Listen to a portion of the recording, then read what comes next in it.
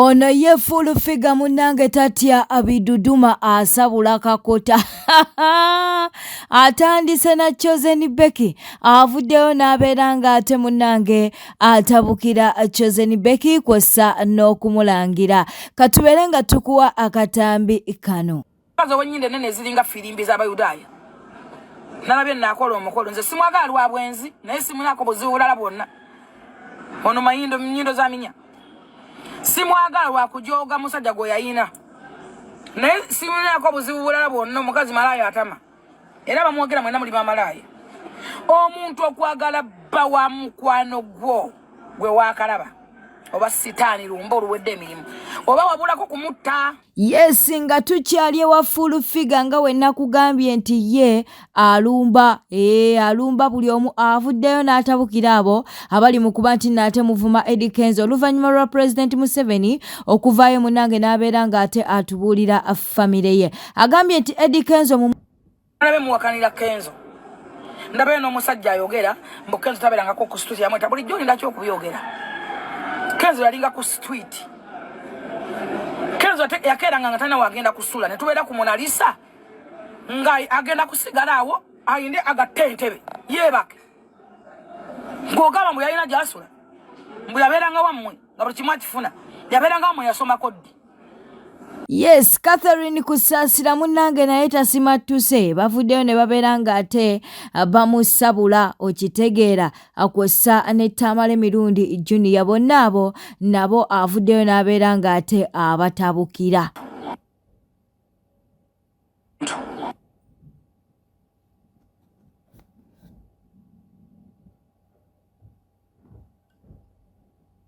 Ninga wakyo kibatanda mungi w'omuntu. Ama ebigodo ne bisasa na ku stage ne bimansuka bumanso sibiti. Tagenza okulaba nga afukamidde mu bugulu bw'omwana. Ensi eno Katonda aseteze ensonyi nezitamanya. Wadde meseza stage Katonda n'akusasula. Ezo ga afukamidde mu mbalakasa z'omwana omuwere. Obugulu bwaliri pazo. N'entuumo y'amazzi amangi. Nga kitezi yasenguso batambudde. Nga ndaba akayumba ka mobile money nga lwaki wasose kupama. Kaiche wapamye. Amabina mugasibenga ko ku nkondo mugalekaawo. Duwamingi jezi lwaki mwe duwaminga. Nga ali mu bugulu bw'omwana obusambi bwati. Anoonya amusike wonna agenza okaba entuumo endala ejje musike wone ngamba oto nayo neeremererwa. Nenga Katonda osula ku njuki. Obunene bwo nga tebugambika. Obunene bwo nga tebwenkanika. Kyekiki kye badde mbagamba. Bible gamba nti Katonda tasekera kubanga omuntu kyasiga kyali kungula. Tosobola kutta mwana wa muntu n'obeera n'emirembe mu nsi. Ekyo ekikolimo kiriko kaabirira. Nayogera kwako akakazi akabi akakali mu Uganda akakeeyita musimanyi kaani. Simanyi mukaani akakazi akakalinga ekkoli okumataka akababa fana. Kabaleku Alex. Kabaleku mukwano gwange ne kamutukuza n'omwana ne kamugaba. Fetwagenda kativyo kakola babudu mulasi bakola kativyo mwete mwine ebintu emutamanyi kati naundi figa yaffe eriawo mu bidongo jukira TV ziganzo tandika bukade bwe yatandika yanonya basitesha manja ne babudu mulasi tabanyumiza lulinti gundi ono mwana awunya bia jyo kumbuzako nga awunya amazi oyo mutamanyi wa mufu nemuga agenda munya amazi nsonyiwa era munange nsonyiwa nemuga agenda keta kunyiza bi kati aba amantala yali eyo mu VIP gye tubeeramu yali amantala baakabooli mubuuze bamutwala batya kati bawe bandabayo balowooza nti ndiyo by mistake bwe bajja bamantala nga balowooza bafaanana nabo ne bajja nga bawumba bamukwata mu kakondo k'empale bamutwala bati tosala ku red carpet oba ku yellow carpet eriyo abalina obeerayo ne mu manifesto mwalayo wenatudde.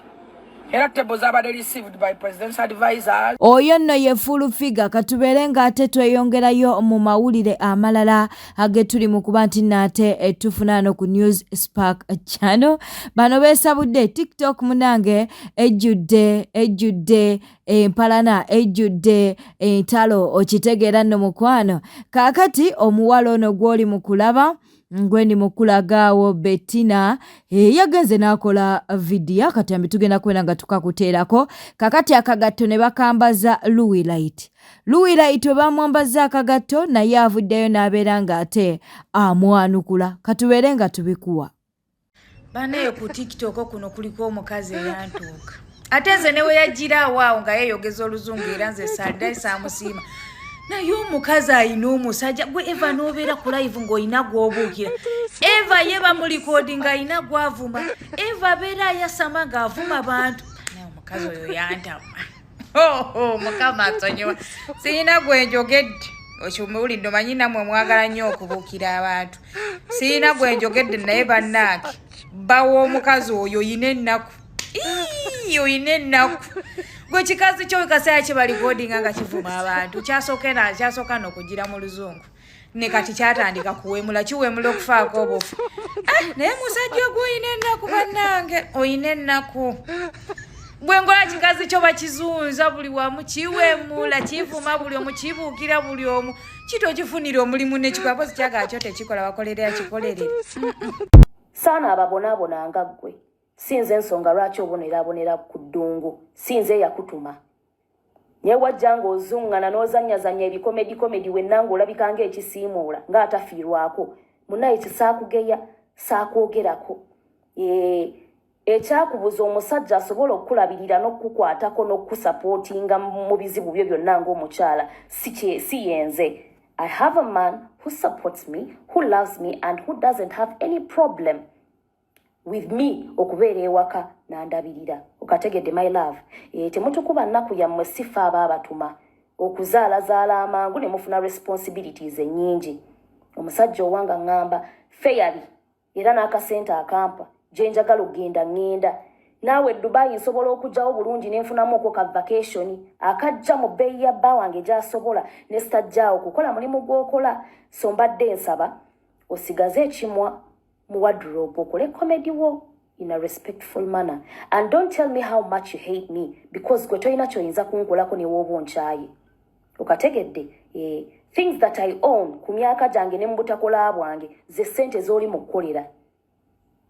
Okitegedde byebintu by'oli mu kukolera okufuna ne bakutigaatiga wenna ogenze mu bikomedi bakulabisiza nga mawube oduduma ekyalo kikususseeko byembagamba.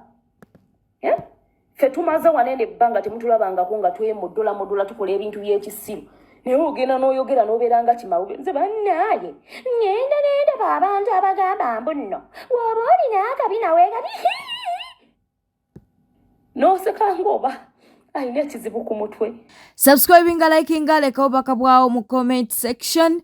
Leero nno full figure yandiwa omutuufu avuddeyo n'atabukira Seggona akwessa n'empuuga. Okitegeera nno oluvannyuma lw'okuba nti n'ate Seggona yamiddwa akaadi. Full figure bw'ati bw'agambye amusabu mu basajja mmwe ne bampuuga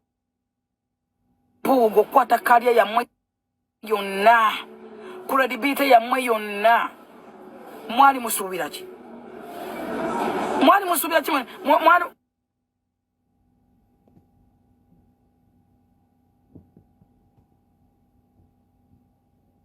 kulya katanga bwe mbanda ekikerenda kisava sijja kulya binnya.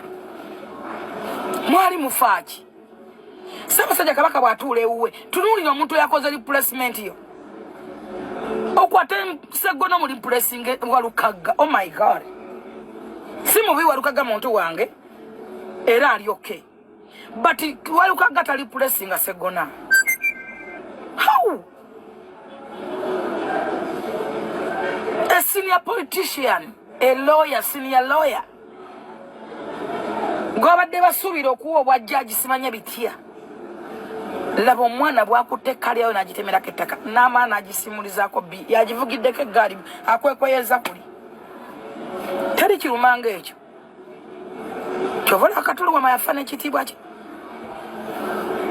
Kati mugenda kwejjusa mugambe biki naye nga kyabasaanira. Abasajja basewanya nakyo kyabagasa ku Bobi Wine. Mukole ebibiina ebyammwe. Mwandibale musigala gye muli. Lukwago ebimu ebimufulo w'amaanyi nze saagala lukwago lwa bukodo.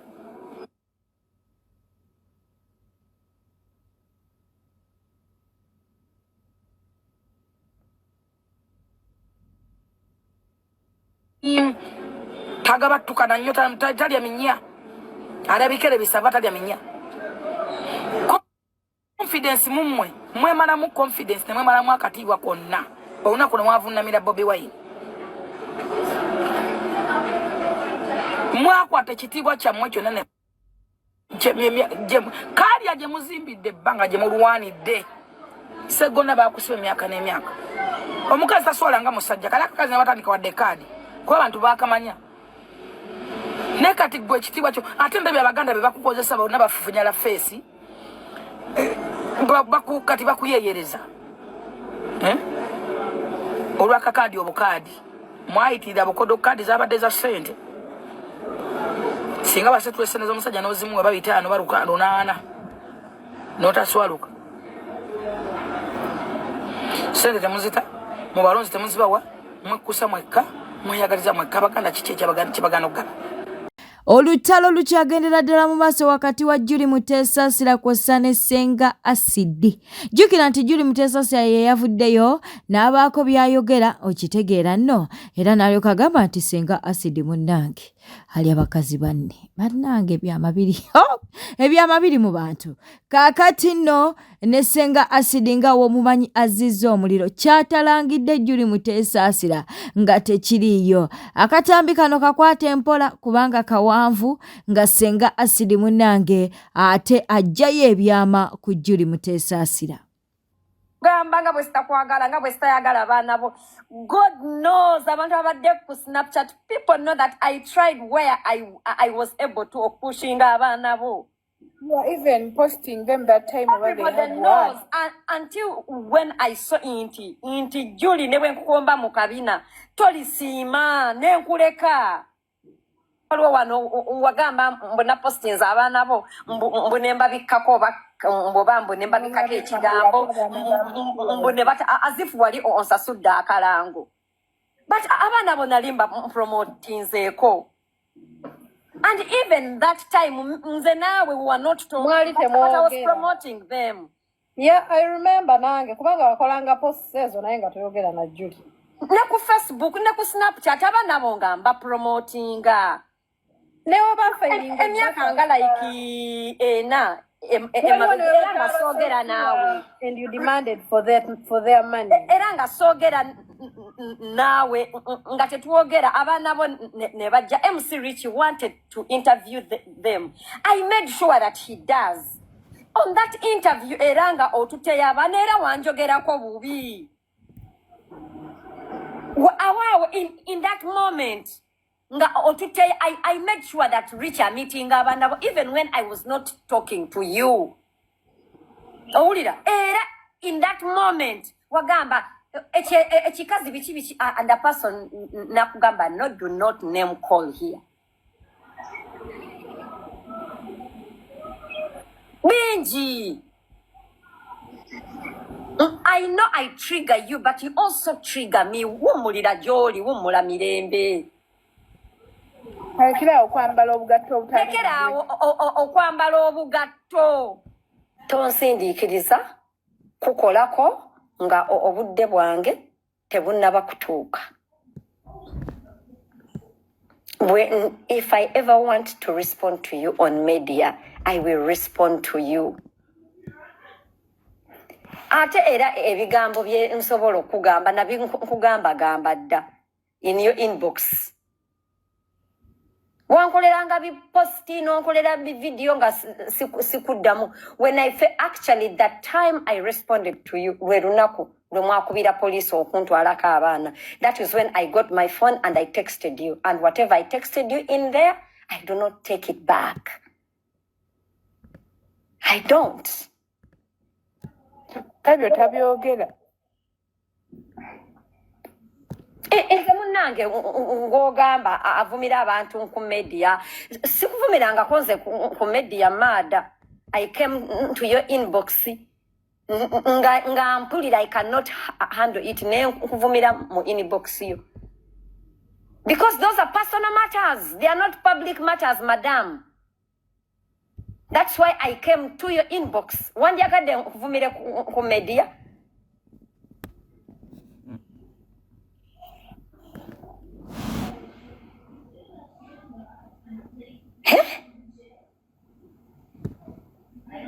Ndekanze. Those are private matters. Actually, in me or corresponding to your inbox or in your inbox, it was actually out of respect. Even that call, you remember what happened on that call? Wagenda no nkolamu posti. When I made one post, a person came and said, ngawasindika bambega mu WhatsApp group yange. Ezo zi sympathy Banange zogeza kokufuna, they are not gonna heal you. If you need me and you to go see a therapist, we shall go. But you need to heal, madam. Ate nkukakasa bwendi kuwa amasanyalaze gajja kuyitamu kuba nze siremererwa. Nkubuulira.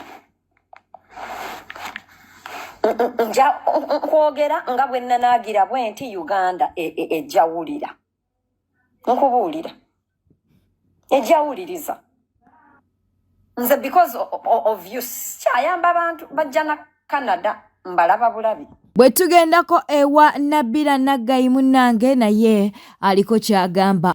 Njagala okugamba nti buli mulimu guliko abagumanyi, buli mulimu gulimu koba expert. Era buli muntu w'amaanyi nnyo mu kintu kyasinga okumanya. Kati wanga bayita abantu abagenda okufulumya ennyimba nga babayita mu studio ne baleeta Shiba Karungi oba Sindi, nange ne bampita nga Nabira. Oli nansiiga akazigo n'akola buli kimu. Omulimu ne baguma Sindi ne Shiba ne baguwa Nabira ayingire studio. Nsobola okuba n'abawagizi bange nti nyingira studio, naye ddala nsobola okufulumya oluyimba nze nga bwe mundaba. Ebintu byonna Katonda yabimpa naye eddoboozi eriyimba studio sisobola kuyingira. Era kyovola nyumirwa nnyo ennyimba ng'omuntu yamuwa ekitone ne ngamba singa naye nali nsobola okuyimba nandigenze mu studio kubanga ebigambo mbirina naye eddoboozi siririna eriyimba. Kati bwe mba sisobola kusinga Sindi ne Shiba mu kuyimba, nange ate waliwo we mbasinga. Bagamba mu bukulembeze Shiba ne Sindi bajje ne tugenda mu interview yemu, nabo baba balimbye. Naye bwe mbanga kati bagambye basunsudde ne basunsula, ngenda okulaba nga nsigaddemu ne Sindi mukakuŋŋunta ak'ebyobufuzi. Ngamba wanno waliwo ekikyamu. Era mu bintu byonna bagamba terms of reference ziriwa. Kati mwannyina ze Sseggona wagenze ng'abatudde ku pano ba studio, eddoboozi wadde tolisinza Walukaga, mu byobufuzi, mu by'okwogera mu paalamenti wali badde baagala maloboozi gayimba. Naye olw'okuba oli musajja mugezi wategeera nti banno baagala bayimbi, gwe munnamateeka ki ekyali kutwala mu studio ng'omanyi baagala maloboozi? By'omanyi ebya paalamenti, by'omanyi eby'amateeka begoogera constitution, rules of procedure, order paper, wali mu kifo kikyamu. Era olina okukkiriza ebyavudde mu lukiiko. Bwete etambudde obadde mulabi mulungi walekwe kumira ku Newspack channel, kankusaba obeere ng'osubscribinga, olikinga n'okuleka obubaka bwawo mu comment section. Beera bulungi, weeraba.